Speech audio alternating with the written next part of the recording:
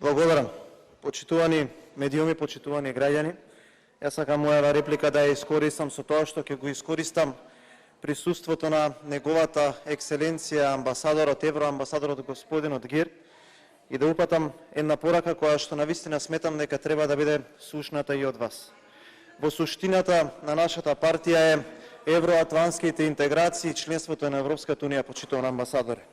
Но на начин на кој што ќе бидеме почитувани како народ и на начин на кој што ќе бидеме ценети и ќе влеземе таму каде што заслужуваме да влеземе со достоинство.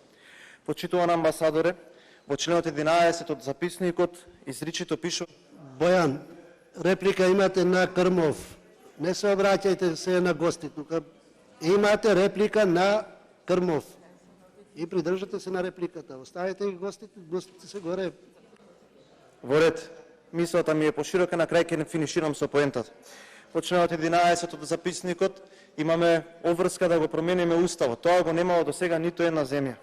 Во членот 12 сме одврзани за историските и образовните прашања, со што имаме основано стравување дека со тие едногодишни состаноци ќе бидеме обврзани да ја менуваме нашата историја или нашето образование.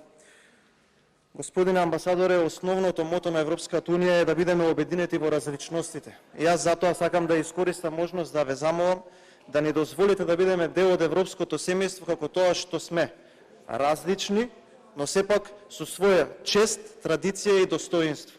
Затоа што сметаме дека заслужуваме со сето она кое што минатите 32 години го дадовме како народ, како жртва, заслужуваме да влеземе таму каде што е нашиот пат, но со крената глава и со различности кои што и такако ги имаме. Сметам дека не треба да дозволиме да воспоставиме пракса дека треба да влеземе во европското семејство понижени, со наведната глава и асимилирани.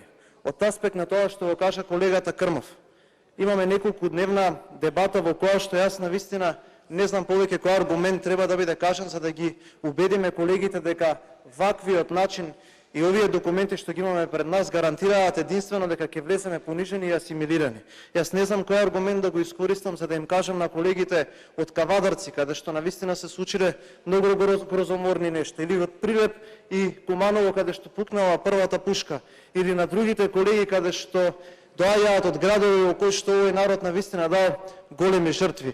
Единствено што имам да го кажеме дека ова не се моменти на водење инат, туку ова се моменти да се слушне народот. А народот вели дека да, треба да бидеме членови во тоа семејство, но не погазени, не понижени заради тоа што во изминатите години не правиме ништо како народ, освен што ја веннеме главата и дозволуваме да не понижуваат сетне некои кариеристи во политиката кои што овој народ го газат и го множат со нула. Одважете се и еднаш кажете не. Благодарам.